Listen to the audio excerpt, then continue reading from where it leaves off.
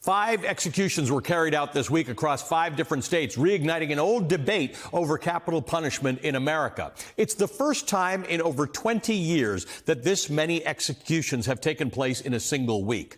America's use of the death penalty has long been controversial because it's been plagued by errors and accusations of racial bias. And this week, the cases are no exception. Of the 5 executions, 2 raised significant doubts about the individual's guilt. 2 others highlight how the death penalty disproportionately targets low-income and vulnerable populations. 3 of the 5 people executed were black, fueling ongoing concerns about the role of racism in the administration of executions. Now, despite the death penalty's troubled history, Donald Trump has called for a radical expansion of its use. His proposals are especially alarming given his frequent threats to go after his enemies and political opponents if he returns to power.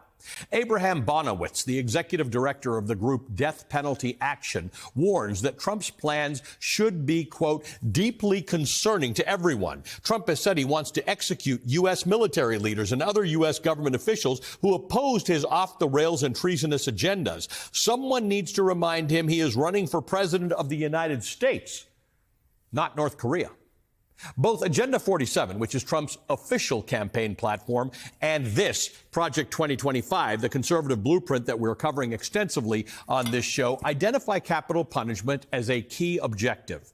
Trump's Agenda 47, posted to his campaign's website, calls for the death penalty to be expanded against drug dealers and human traffickers, arguing that Joe Biden and the Democrats have turned American cities into, quote, cesspools of bloodshed and crime, end quote. In fact, reports, including a recently released FBI report, shows that violent crime is down nationwide. Critics warn that Trump's fear-mongering diverts attention away from real issues with capital punishment, namely that it is discriminatory and its application is completely broken. Similarly, Project 2025 calls for the next administration to execute every person who is currently sitting on federal death row. In Chapter 17 on page 554, Project 2025 states that the country should do everything possible to obtain finality for the 44 prisoners currently on federal death row. Now, this chapter was written by a man named Gene Hamilton. He's a former Trump official who also proposed expanding capital punishment for crimes that do not involve murder, something which the Supreme Court rejected more than a decade ago in a case called Kennedy v. Louisiana, citing, quote, the evolving standards of decency that mark the progress of a maturing society, end quote. Project 2025's sweeping calls for mass execution are especially troubling given the serious flaws with the application of America's death penalty. Since 1973, at least 200 people have been exonerated from death row, according to the Death Penalty Information Center. That means for every 8 people executed, 1 individual on death row has been exonerated. Even before Agenda 47 and Project 2025, Trump has consistently called for expanding the use of the death penalty. Some states have turned to the death penalty far more readily than the federal government. Since the death penalty was reinstituted in 1976, more than 1,600 people have been put to death across 35 states, with nearly 1/3 of those executions occurring in Texas. But federal executions are far more rare. There have been only 16 federal executions since 1976, but before Donald Trump, there had only been 3. During Donald Trump's time in office, his administration put to death 13 people over 6 months. That's the largest number of federal executions in more than a century. Now, regardless of your stance on capital punishment, this week's 5 executions underscore the significant problems with how the death penalty is carried out in practice. Take the case of 55-year-old Marcellus Williams, the first of the 5. He was executed on Tuesday night. The Missouri man's killing has sparked widespread outrage, and both the victim's family and state prosecutors tried to have his conviction overturned. The Supreme Court ignored their pleas, with all 3 liberal justices dissenting. Many are now calling this execution legally sanctioned murder. The chief prosecutor in St. Louis issued a statement after the killing saying, quote, if there is even a shadow of doubt of the innocence of innocence, the death penalty should never be an option, end quote. The NAACP went even further, declaring, quote, tonight, Missouri lynched another innocent black man. As it stands today, the U.S. remains the only fully developed nation in the world that still uses the death penalty.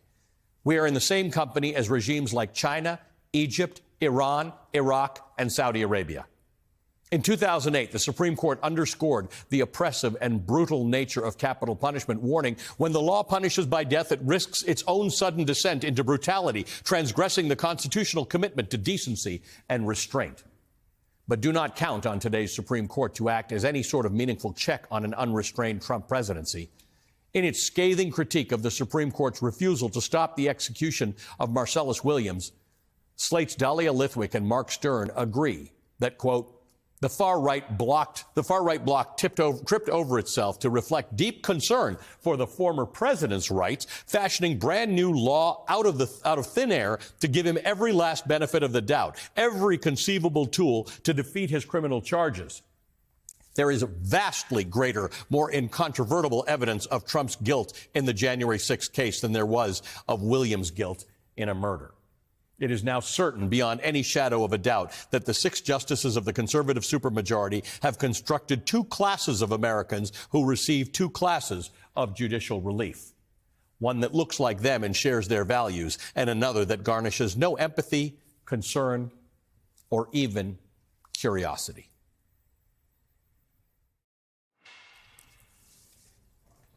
As you know, I talk about Project 2025 on every single show to the extent that I was doing this before it was cool, when other people had their fancy copies. So this is mine, and the back has broken off because I deal with it so much.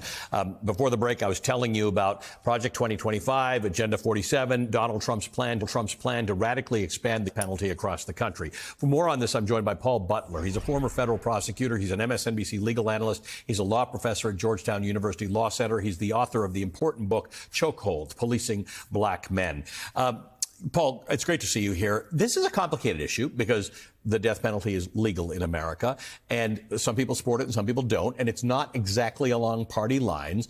But what we are discussing here is the fair application of the death penalty. So we're going to assume for the moment it is legal. Whether it should be legal is a different question, but we are worried about the application of it with innocent people who are being put to death, or people who cannot get their cases resolved and literally might be exonerated, but they're exonerated after 20, 25, 30 years sitting on death row. That's right. So rich people in the United States are never sentenced to death. People who get the death penalty are poor, people who have had horrible lawyers during their trial. And a number of people are innocent, including Marcellus Williams. An innocent man was executed this week. The victim's family said that they needed justice, which means that the real killer, the real murderer, is out there. Right. So one of the problems with expanding the death penalty in the way that Project 2025 and Donald Trump want to is it's not good for public safety. For example, they want to expand the death penalty to rape. That's unconstitutional. In a Supreme Court case that was decided, you talked about this case, Louisiana versus Kennedy, the court said that it's unconstitutional to punish people with death unless they actually took a life. It violates the Supreme Court's, it violates the 8th Amendment.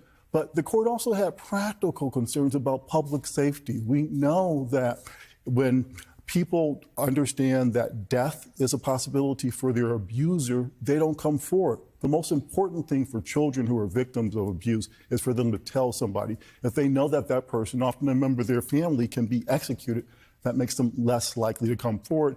And when we talk about wrongful convictions with children, it's easy to manipulate their testimony. And so the court in this case, in which it said you can't get the death penalty for rape, even of a child, it was concerned about this risk of wrongful executions, of executing the innocent. What about the line that is drawn between death penalty and addition to public safety? Let's take the Philippines, right? A guy won an election on the basis that he's going to we're going to skip, if these drug dealers are going to get the death penalty, we can actually just execute them. And literally, they started just killing people without trial. We're getting past the idea that cases need to be adjudicated on their merits, and a decision about a penalty needs to be made on the basis of that. That's why judges have some leeway in some cases of doing this. We're getting caught up in a wave of anti whatever it is that we're anti, and deciding that the most extreme solutions are the best solutions. Yeah, that's right. And again, we know that the way that the death penalty works, it's not actually the bad guys who get it. So when rape was punished with death in the South during the Jim Crow era, the only people who were sentenced to death for rape were black men, often falsely accused of raping white women. White men almost never got the death penalty. Nobody who sexually assaulted a black woman got the death penalty. So it's always been political. Donald Trump taught us that during the time that the Central Park exonerated 5 Right. for being prosecuted. Right. They were innocent. He spent $85,000 of his own money to take out an ad calling for the death penalty to be brought back in New York State. So it's important to note this is a go-to for him. Paul, thank you. There's so much more to talk about this. We will have this discussion further about the validity of the death penalty as something that we do in America. Paul Butler is a former federal prosecutor and an MSNBC legal analyst. He's the author of the important book, Chokehold: Policing Black Men.